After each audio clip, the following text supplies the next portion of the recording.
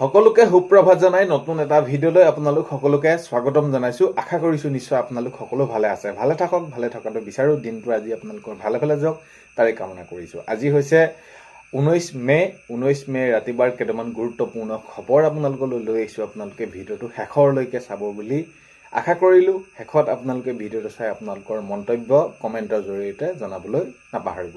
শেষলৈকে চাব।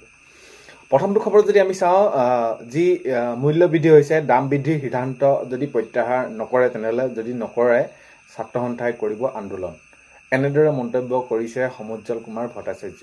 সমুজ্জ্বল কুমাৰ ভট্টাচাৰ্য ডাঙৰীয়াই কৈছে যে যদি দাম বৃদ্ধিৰ সিদ্ধান্ত প্ৰত্যাহাৰ নকৰিলে ছাত্ৰ সন্থাই কৰিব আন্দোলন। এতিয়া আমি যদি চাওঁ তেনেহ'লে চিলিণ্ডাৰৰ পৰা আৰম্ভ কৰি আমাৰ প্ৰত্যেকটো অত্যাৱশ্যকীয় যি সামগ্ৰী, যি মূল্য বৃদ্ধি হৈছে, এই মূল্য বৃদ্ধিক লৈ যদি কোনো ধৰণৰ সিদ্ধান্ত গ্ৰহণ নকৰে আগন্তুক সময়ত, বা চৰকাৰে ইয়াৰ ওপৰত ব্যৱস্থা গ্ৰহণ নকৰে, কাৰণ কেলে জনসাধাৰণৰ বাবে, লোকসকলৰ বাবে প্ৰত্যেকটো অত্যাৱশ্যকীয় সামগ্ৰী যদি মূল্য বৃদ্ধি হয়, তো তেনেস্থলত সকলোৰে অসুবিধা হ'ব। আৰু বিশেষকৈ দৈনিক তেওঁলোকে কাম কৰে, তেওঁলোকে নিতৌ সেইখিনি নিজৰ যিসমূহ অত্যাৱশ্যকীয় সামগ্ৰী ক্ৰয় কৰিব লগা হয়, তেওঁলোকৰ বাবেতো বহুত বেছি অসুবিধা হ'ব। তো ইয়াক লৈ সকলো শ্ৰেণীৰ লোকসকলৰ বাবে অসুবিধা হ'ব। আৰু ইয়াক লৈ এইখিনি যি দাম বৃদ্ধি, এই মূল্য বৃদ্ধিৰ ওপৰত যদি কোনো ধৰণৰ সিদ্ধান্ত গ্ৰহণ নকৰে আগন্তুক সময়ত ছাত্ৰ সন্থাই কৰিব আন্দোলন, এনেদৰে জনাইছে সমুজ্জ্বল কুমাৰ ভট্টাচাৰ্য ডাঙৰীয়া। নেক্সটটো খবৰ যদি আমি চাওঁ, মাতৃভাষাৰ সন্দৰ্ভত পুনৰ বিতৰ্কত ডক্টৰ বসন্ত কুমাৰ গোস্বামী। তো তেওঁ মন্তব্য কৰিলে, তেওঁ জনালে যে চৰ চাপৰিৰ লোকসকলেহে অসমীয়া ভাষাই জীয়াই ৰাখিছে। আৰু এই মন্তব্য কৰাৰ পিছতে সমগ্ৰ ৰাজ্যতে এই বিষয়টো চৰ্চা হৈ পৰিছে। তো কিয় এনেদৰে ক'লে, বা এই বিষয়টো কিয় এনেদৰে ক'বলৈ হ'ল, তো এইখিনিক লৈ এতিয়া আমি যদি চাওঁ তেনেহ'লে প্ৰত্যেকজন লোকে ডক্টৰ বসন্ত কুমাৰ গোস্বামী ডাঙৰীয়াক এইখিনি কটাক্ষ কৰা দেখা গৈছে যে কিয় ক'লে এইখিনি। আৰু এই যি অসমীয়া ভাষাটো জীয়াই ৰাখিছে, এনেকুৱা ধৰণৰ মন্তব্যক লৈ এতিয়া তেওঁ কটাক্ষ কৰা দেখাইছে। আমি যদি চাওঁ তেনেহ'লে ডক্টৰ বসন্ত কুমাৰ গোস্বামী ভাষ্য প্ৰতিক্ৰিয়া বিশিষ্ট চিন্তাবিদ ময়ূৰ বৰা ডাঙৰীয়াই মন্তব্য কৰিছে। তো তেওঁ বাকী যিখিনি কথা কৈছে, মুছলমান মানে বিদেশী নহয়, সকলো মুছলমান মানে বিদেশী নহয়, সেইখিনি আমি একমত, আমি তাত কোনো ধৰণৰ ক'বলগীয়া নাই, হয়। কিন্তু এই যে কথাটো ক'লে যে চৰ চাপৰিৰ লোক সকলেহে অসমীয়া ভাষা জীয়াই ৰাখিছে, এই ধৰণৰ মন্তব্যত কিন্তু ময়ূৰ বৰা ডাঙৰীয়া মন্তব্য বহুতখিনি আগবঢ়াইছে। আৰু ডক্টৰ বসন্ত কুমাৰ গোস্বামীক তেনেদৰে তেওঁলোকৰ যি মন্তব্য কৰিলে এইখিনি কটাক্ষ কৰা দেখা গৈছে, হয়। ডক্টৰ বসন্ত কুমাৰ গোস্বামী ভাষ্য প্ৰতিক্ৰিয়া বিশিষ্ট চিন্তাবিদ ময়ূৰ বৰা ডাঙৰীয়াই তেনেদৰে কৰা দেখা গ'ল। নেক্সটটো আমি যদি চাওঁ তেনেহ'লে এই মন্তব্য অসম সাহিত্য সভাৰ সভাপতি। তো এনেধৰণে এখন আসনত তেওঁ থাকি এনে মন্তব্য অসমীয়াৰ বাবে বহুত বেছি দুখজনক, এনেদৰে জনাইছে ডক্টৰ প্ৰদ্যুম্ন গোস্বামী ডাঙৰীয়া। প্ৰদ্যুম্ন গোস্বামী ডাঙৰীয়াই কৈছে যে অসম সাহিত্য সভাৰ সভাপতিৰ এনে মন্তব্য অসমীয়াৰ বাবে বহুত বেছি দুখজনক। তো যিহেতুকে ক'লে যে চৰ চাপৰিৰ লোকসকলেহে অসমীয়া ভাষা জীয়াই ৰাখিছে, আৰু যি মন্তব্য কৰিলে, এই যি মন্তব্য তেওঁ আগবঢ়ালে অসমীয়াৰ বাবে, আমাৰ বাবে বহুত বেছি দুখজনক বুলি ডক্টৰ প্ৰদ্যুম্ন গোস্বামী ডাঙৰীয়াই মন্তব্য কৰা দেখা গৈছে। নেক্সটটো খবৰ যদি আমি চাওঁ, বাণিজ্যিক চিলিণ্ডাৰৰ দাম বৃদ্ধিত বিপদত হোটেল ৰেষ্টুৰাৰ ব্যৱসায়ী। এতিয়া যি আমাৰ মূল্য বৃদ্ধি হৈছে, আমি অত্যাৱশ্যকীয় সামগ্ৰীৰ মূল্য বৃদ্ধি, আৰু তাৰ সমান্তৰালকৈ যদি আমি চাওঁ তেনেহ'লে বাণিজ্যিক চিলিণ্ডাৰৰ মূল্য বৃদ্ধি, ঘৰুৱা চিলিণ্ডাৰৰ মূল্য বৃদ্ধি।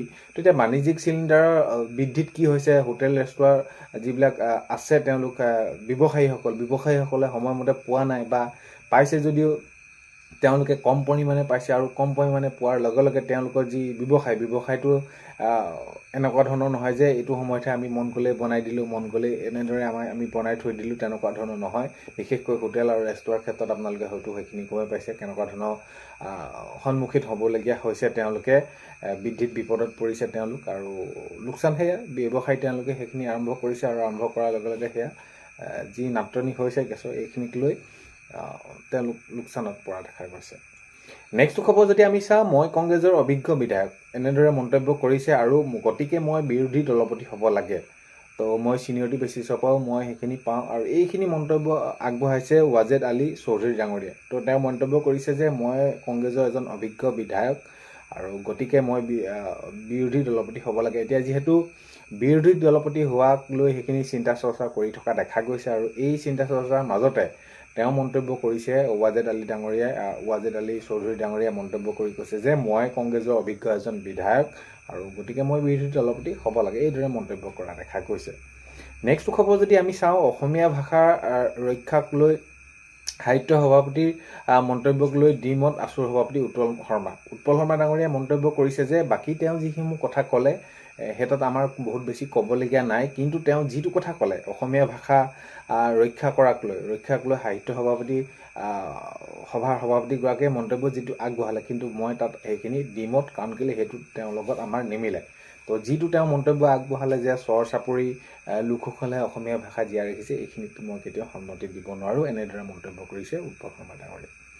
নেক্সট খবৰ যদি চাওঁ আমি, শেখৰজ্যোতি গোস্বামী জামিনৰ শুনানি হ'ব 28 মে'ত। এতিয়া যি জুবিন গাৰ্গৰ হত্যাৰ সন্দৰ্ভত তেওঁ এতিয়া সেইখিনি কাৰোবাক খাটি আছে, আৰু এইখিনি ক্ষেত্ৰত এতিয়া আমি সকলোৱে বিচাৰি আহিছোঁ যে দোষীয়ে উচিত শাস্তি পাব লাগে, ন্যায় পাব লাগে এইখিনি সন্দৰ্ভত। আৰু এতিয়া যি শুনানি ফাষ্ট ট্ৰেক আদালতত যি শুনানি প্ৰক্ৰিয়া চলি আছে এনেদৰে, আৰু এইখিনিৰ মাজতে দেখা গৈছে শেখৰজ্যোতি গোস্বামী যি জামিনৰ শুনানি সেইখিনি 28 মে'ত আকৌ সেইখিনি কৰা হ'ব।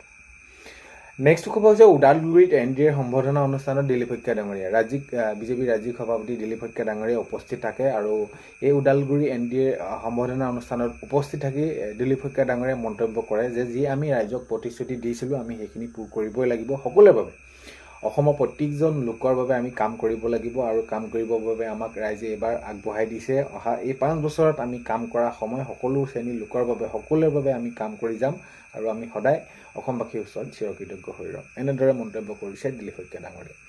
নেক্সট খবৰ যদি আপোনালোকে চাই, সাম্প্ৰতিক পৰিস্থিতিৰ প্ৰতি লক্ষ্য ৰাখি গুৰুত্বপূৰ্ণ বৈঠক। তো মাননীয় মুখ্যমন্ত্ৰী মহোদয়ে গুৰুত্বপূৰ্ণ বৈঠক অনুষ্ঠিত কৰিছে, আৰু এই যে মূল্য বৃদ্ধি সেয়া লাগে ৰন্ধন গেছৰে হওক বা অত্যাৱশ্যকীয় যিসমূহ সামগ্ৰীয়ে হওক, এই সামগ্ৰীবোৰ ক্ষেত্ৰত এতিয়া সাম্প্ৰতিক পৰিস্থিতিৰ প্ৰতি লক্ষ্য ৰাখি তেওঁ গুৰুত্বপূৰ্ণ বৈঠক অনুষ্ঠিত হৈ যায়। আৰু এই মাননীয় মুখ্যমন্ত্ৰী মহোদয়ে এই যিটো মূল্য বৃদ্ধি এইখিনি ক্ষেত্ৰত তেওঁ মন্তব্য কৰি কৈছে যে প্ৰতিটো বস্তুৰে যিসমূহ সুলভ মূল্যৰ দোকান আছে বা সেইসকলক তেনেদৰে নিৰ্ধাৰণ কৰিব লাগিব কিমানটো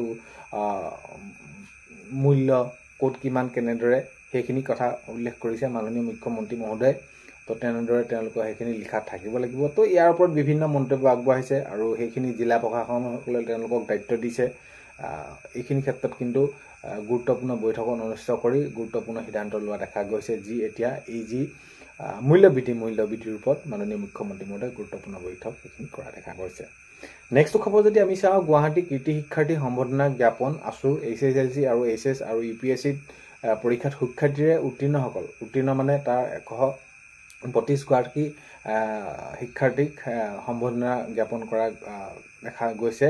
আৰু এই ধৰণৰ যদি অনুষ্ঠান আয়োজন কৰা হয় তেনেহ'লে আমাৰ মাজত কি হয়, যিসকল উঠি অহা ছাত্ৰ ছাত্ৰীসকল আছে তেওঁলোকৰ মনত বহুত বেছি উৎসাহ হয়, কাৰণ কেলৈ এনেকুৱা ধৰণৰ সম্বৰ্ধনাই তেওঁলোকক মানসিকভাৱে আৰু বেছি সবল কৰি তোলে, শিক্ষা দিশত যাতে আৰু এখোজ আগবাঢ়ি যাব পাৰি বা তেনেকুৱা ধৰণৰ মনত এটা চিন্তা হয়।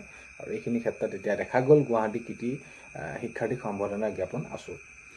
নেক্সট খবৰ যদি আমি চাওঁ, ভাৰত গেছ যিসকলে পাইছে এইখিনি বৈঠকত সিদ্ধান্ত গ্ৰহণ কৰিছে। ভাৰত গেছ যিসকলে পাইছে তেওঁলোকে আধাৰ লিংক কৰাটো জৰুৰী বুলি মাননীয় মুখ্যমন্ত্ৰী মহোদয়ে এইখিনি বৈঠকত সকলোখিনি জনাই দিছে যে যিহেতু এতিয়া ৰন্ধন গেছৰ নাটনি হৈছে, ৰন্ধন গেছৰ যি নাটনি হৈ পিনি যেনেকুৱা ধৰণৰ এতিয়া পৰিৱেশ সৃষ্টি হৈছে, এইখিনিক লৈ এতিয়া তেওঁলোকে সেইখিনি বৈঠকত সিদ্ধান্ত গ্ৰহণ কৰিছে, আৰু ভাৰত গেছ পোৱাসকলে আধাৰ লিংক কৰিব লাগিব, এইখিনি তেওঁ নিৰ্দেশনা দিয়া দেখা গৈছে। নেক্সট খবৰ যদি আমি চাওঁ, কংগ্ৰেছ বিধায়িনী দলৰ নেতা কোন হ'ব তাক লৈ চিন্তা চৰ্চা। তো এতিয়া যিহেতু হয়, এতিয়া আমি ভিডিঅ' প্ৰথমতে আপোনালোকক জনাইছিলোঁ এইখিনি যে কংগ্ৰেছ বিধায়িনী দলৰ নেতা কোন হ'ব, এতিয়া তাক লৈ বহুত বেছি চিন্তা চৰ্চা হৈ আছে, আৰু এই বিষয়টো বহুত বেছি এতিয়া আগত আছে। নেক্সট খবৰ যদি আমি চাওঁ তেনেহ'লে স্বাধীনতাৰ পিছত প্ৰথমবাৰলৈ অসম বিধানসভাত বিৰোধী দলপতি হ'ব মিয়া, এনেদৰে মন্তব্য কৰিছে প্ৰশান্ত ফুকন ডাঙৰীয়া। বিধায়ক প্ৰশান্ত ফুকন ডাঙৰীয়াই মন্তব্য কৰি কৈছে যে স্বাধীনতাৰ পিছত প্ৰথমবাৰলৈ অসম বিধানসভাত বিৰোধী দলপতি হ'ব মিয়া, প্ৰশান্ত ফুকন ডাঙৰীয়াই এনেদৰে মন্তব্য কৰা দেখা গৈছে। আৰু নেক্সট খবৰ যদি আমি চাওঁ তেনেহ'লে উচ্ছেদ প্ৰক্ৰিয়াৰ ক্ষেত্ৰত এইখিনি জনাইছিলে মাননীয় মুখ্যমন্ত্ৰী মহোদয়ে নিৰ্বাচনৰ পূৰ্বে যে 1 ইঞ্চি মাটিও কাকো এৰি দিয়া নহ'ব, যেতিয়ালৈকে চৰকাৰী মাটিত কোনোবা অবৈধভাৱে দখল কৰি থাকিব সেই মাটি উচ্ছেদ কৰা হ'বই। আৰু এই ক্ষেত্ৰত এতিয়া এইটো কৈছে যে এতিয়া উচ্ছেদ প্ৰক্ৰিয়াৰ পৰা আৰম্ভ হৈছে, আৰু তীব্ৰ গতিত চলিব। যোৱা আমি যদি সময়ছোৱাত চাওঁ তেনেহ'লে প্ৰায় 1.5 লাখ বিঘা মাটি আমি উচ্ছেদ কৰিছিলোঁ, কিন্তু এইবাৰ 4-5 লাখ বিঘালৈ উন্নীত কৰা হ'ব আৰু আমি এইখিনি কাম কৰি যাম বুলি মুখ্যমন্ত্ৰী মহোদয়ে জানিবলৈ দিছে। নেক্সট খবৰ যদি আমি চাওঁ, দেৱব্ৰত শইকীয়া ডাঙৰীয়াই মন্তব্য কৰিছে। দেৱব্ৰত শইকীয়া ডাঙৰীয়াই মন্তব্য কৰিছে যে মই বহুত বেছি চিন্তা কৰা নাই, মই ৰাজ্যৰ ৰাজনীতিতে থাকি মই বহুত বেছি আগলৈ আগবাঢ়ি যাবলৈ বিচৰা নাই, ৰাইজে যি মৰম দিছে বা মই ৰাইজৰ ৰাজনীতিতে থাকিব বিচাৰোঁ, দেৱব্ৰত শইকীয়া ডাঙৰীয়াই এনেদৰে মন্তব্য কৰা দেখা গৈছে। নেক্সট খবৰ হৈছে পশ্চিম কাৰ্বি আংলং জিলাৰ তাপাত অঞ্চলত ভূমিকেন্দ্ৰিক উত্তেজনা। তো এতিয়া এই এনেকুৱা ধৰণৰ খবৰবিলাকে আমাৰ সমাজৰ বাবে বহুত বেছি প্ৰভাৱ পেলায়। কিছুমানে মাটিৰ কাৰণে তেওঁলোকে সেইখিনি এটা উত্তেজনামূলক পৰিৱেশ সৃষ্টি কৰি দিয়ে। বাৰু যি কি নহওক, এতিয়া দেখা গৈছে পশ্চিম কাৰ্বি আংলং জিলাৰ তাপাত অঞ্চলত ভূমিকেন্দ্ৰিক উত্তেজনা। নেক্সট খবৰ যদি চাওঁ, আত্মনিৰ্ভৰশীল আঁচনিৰ জৰিয়তে আপোনালোকে 2 লাখ টকাকৈ পাব। মাননীয় মুখ্যমন্ত্ৰী মহোদয়ে যিহেতু জনাইছে প্ৰায় 10 লাখ যুৱক যুৱতীক দিয়া কথা, এইখিনি উল্লেখ কৰিছে যে মুখ্যমন্ত্ৰী আত্মনিৰ্ভৰশীল আঁচনিৰ জৰিয়তে যাতে যুৱক যুৱতীসকল তেওঁলোকে নিজে আত্মনিৰ্ভৰশীল হ'ব পাৰে, নিজে স্বাৱলম্বী হ'ব পাৰে, সেই উদ্দেশ্যৰে দিয়া হ'ব। আৰু তাৰ বাবে আপোনালোকে অতি সোনকালে ৰেজিষ্ট্ৰেশ্যন কৰাৰ বাবে নথিপত্ৰ আৰু আপোনালোকে আবেদন কৰিব লাগিব। তাৰ বাবে সকলোখিনি নথিপত্ৰ যোগাৰ কৰি লওক, নহ'লে আগন্তুক সময়ত আপোনালোকে আবেদন কৰাৰ সময়ত বহুত বেছি আপোনালোকে অসুবিধাত পৰিব।